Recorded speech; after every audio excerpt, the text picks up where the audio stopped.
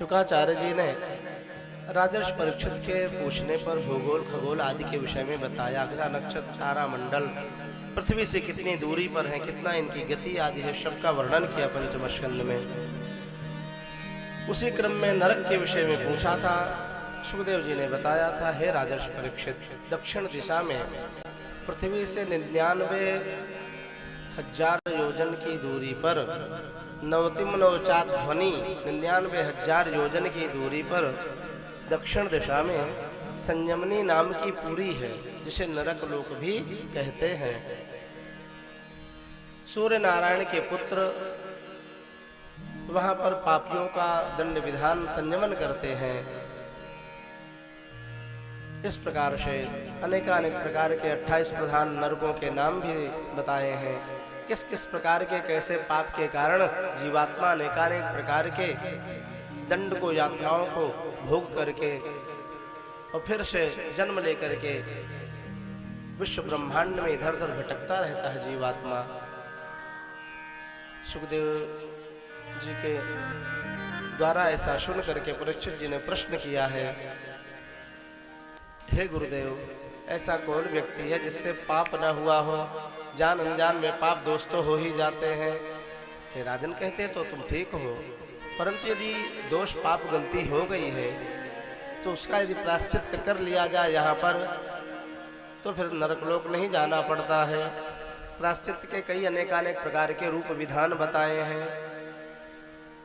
त्यागेन सत्य शौचाभ्याम यमेन नियमेन चा, ब्रह्मचर्य के द्वारा, तपस्या के द्वारा, व्रत नियम आदि के द्वारा, तीर्थाटन के द्वारा पापों का प्रायश्चित कर लेने पर यह जीवात्मा कभी भी नरक लोक नहीं जाता है। परंतु पाप का प्रायश्चित किया गया और फिर कालांतर में कभी पाप यदि हो गया तो नरक तो जाना ही पड़ेगा। इस प्रकार से सज्जनों, आज परीक्षित जी ने कहा कि हे भगवान, फिर तो कृपा करके ये बतावें, व्यक्ति किस प्रकार से नरक से बचेगा? कहा देखो, 2 प्रकार के 2 प्रायश्चित हैं, वे बड़े दिव्य हैं। उनको करने के बाद कभी भी जीवात्मा नरक लोक नहीं जाता है। एक विशुद्ध ज्ञान की प्राप्ति और दूसरा भगवत चरणारविंद का प्रेम भक्ति योग यदि मिल जाए। केचित केवलया भक्त्या वासुदेव परायणाः अघम धुनवन्ति कार्ष्णेन निहारमिव भास्करः। राजर्षि, जिस प्रकार से रात्रि का समस्त अंधकार सूर्योदय होते ही न जाने कहाँ गायब हो जाता है, वैसे भगवत चरणारविंद की सेवा भक्ति के द्वारा समस्त पापों का मूलतया परिचित कर लिया जाता है। भगवान नाम में भक्ति में इतनी शक्ति है, कोई प्रमाण है क्या? किसी पापी का भगवान नाम के द्वारा भक्ति के द्वारा उद्धार हुआ हो तो कृपा करके बताएं। इसी प्रसंग पर पूछने पर सुखदेव जी ने अजामिलोपाख्यान की महिमा का गान किया। सज्जनों, हे राजर्षि परीक्षित, कान्य कुब्जे द्विजः कश्चित् दासीपतिरजामिलः नामना नष्ट सदाचारो दास्याः संसर्ग दूषितः। कान्यकुब्ज नगर में प्राचीन काल में एक अजामिल नाम के ब्राह्मण देवता रहते थे। पहले तो सदाचारी थे, गृहस्थाश्रम में थे, माता पिता आदि की सेवा करते, अपने गार्हस्थ जीवन को सुखमय आनंद से बिताते हैं। लेकिन एक बार की बात है कि इनकी मति कुसंग के वशीभूत हो गई। और ध्यान देना, सत्संग जीवन को संवारता है तो कुसंग जीवन को बिगाड़ता है। सज्जनों, यदि जीवन में सत्संग का लाभ नहीं मिला तो कोई बात नहीं, लेकिन कुसंग से सर्वथा बच के रहना चाहिए। सत्संग बहुत दिनों के बाद अपना प्रभाव करेगा। जो बहुकाली करिए सत्संगा, मन को सुधरने में बहुत समय लगेगा। सज्जनों, मन को बिगड़ने में ज्यादा समय नहीं लगता है भैया। इस कुसंग से सदा बच के रहना चाहिए। एक बार की बात है, राजर्षि परीक्षित कि अजामिल वन से समिधा बीन करके आ रहे थे। मार्ग में देखा कि एक वेश्यागमन कर रहा है एक दुष्ट व्यक्ति। उसी कुदृश्य में इनकी दृष्टि चली गई। घर में आए, रात्रि भर उसी कुदृश्य का चिंतन करते रहे, उसी झांकी का चिंतन करते रहे। यद्यप भागवत जी में ये लिखा है डॉक्टर साहब जी कि अजामिल ने अपने मन को संभालने की, समझाने की पूर्ण शक्ति लगाई, कोशिश की पूरा, लेकिन न शशाक समाधातुम मनो मदन वेपितम।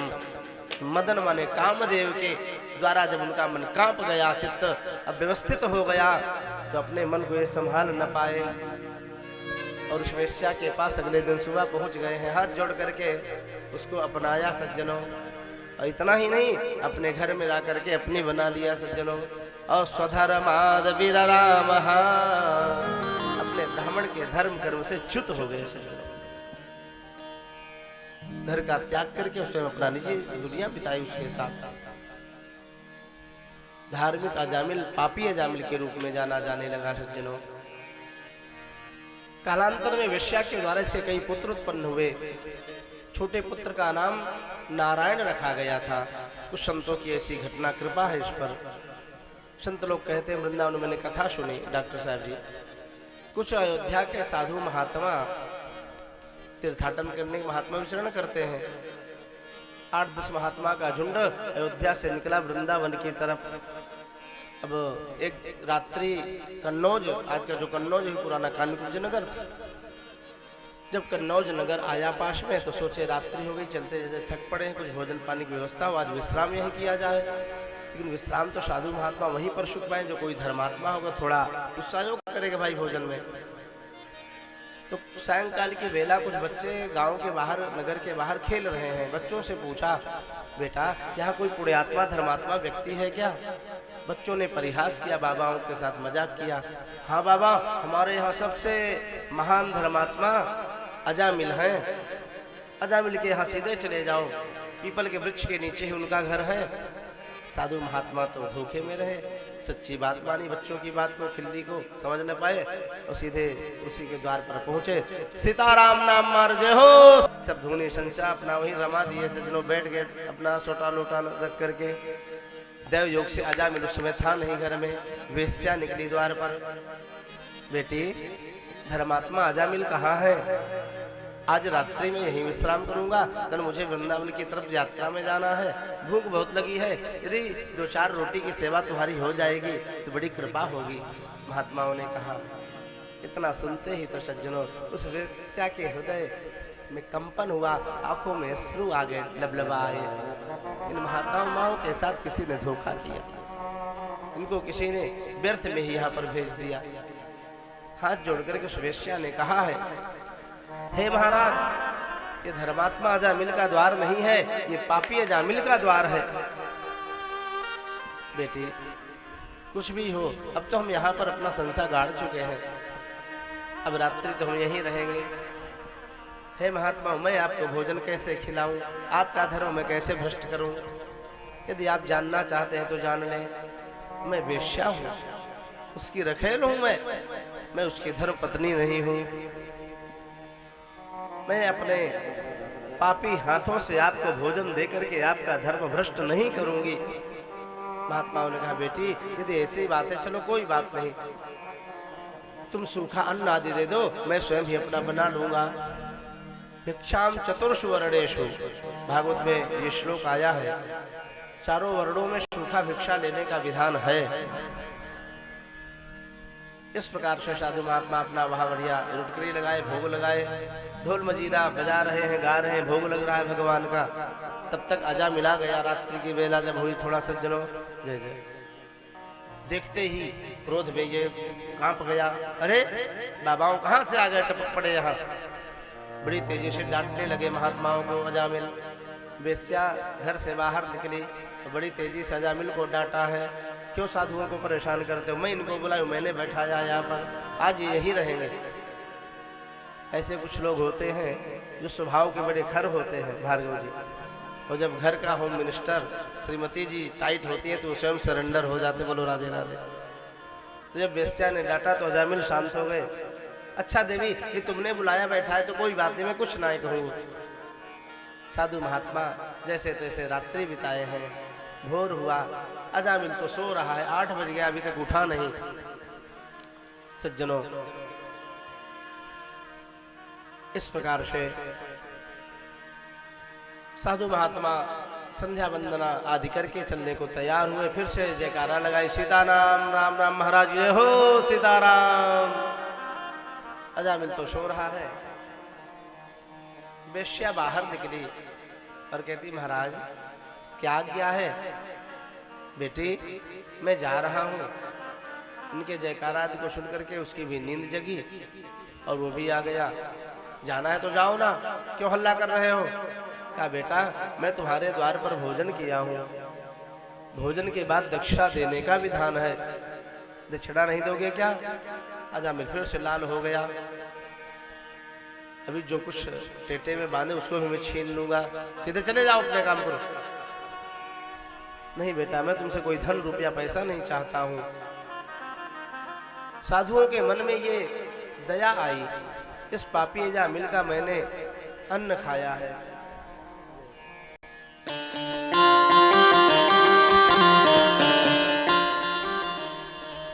यदि इसके ऊपर मैं करुणा कृपा नहीं करूंगा, दया नहीं करूंगा,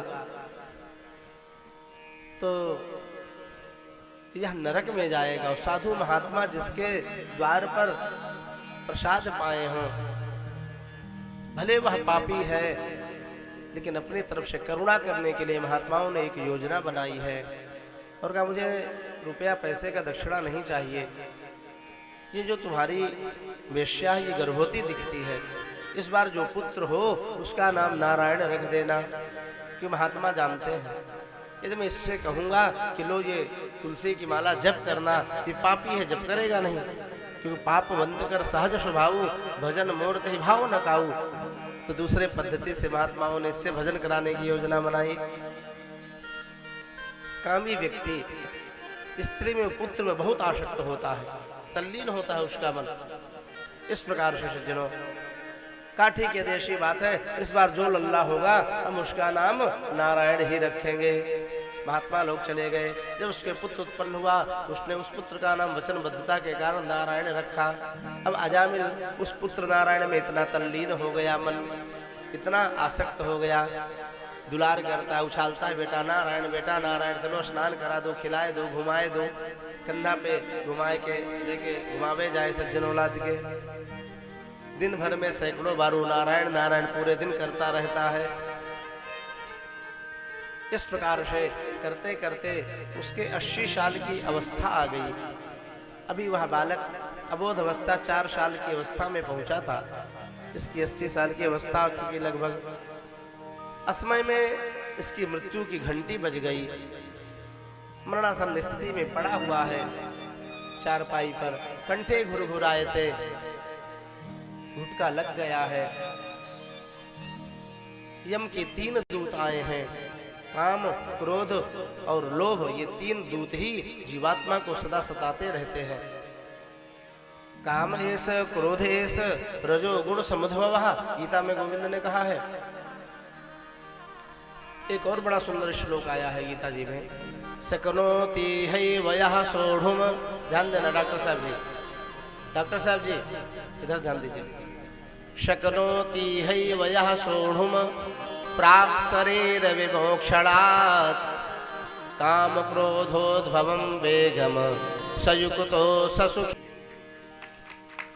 प्राक् शरीर विमोक्षणात्, शरीर छोड़ने से पहले ही जिस व्यक्ति ने अपने मन के द्वारा काम क्रोध पर विजय प्राप्त कर ली, सयुक्तः ससुखी न रहा, वही व्यक्ति युक्त है और वही सुखी न रहे। सज्जनों,